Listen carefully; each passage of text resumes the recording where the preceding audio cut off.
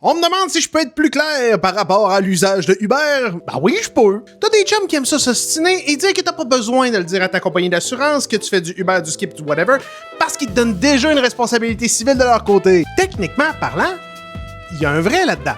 Sauf pour une couple d'éléments assez importants qu'il faudrait que tu saches. Détail numéro 1!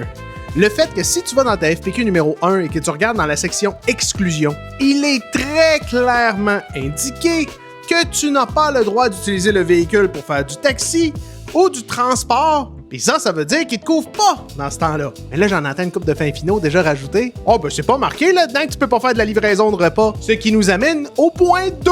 Code civil du Québec, article 2466. Tu es dans l'obligation légale de tout déclarer l'utilisation que tu fais avec ton véhicule. Ton assurance présuppose d'emblée que ce que tu fais, c'est de l'usage personnel. Et normalement, il va te l'avoir demandé à la souscription si tu en fais du Uber.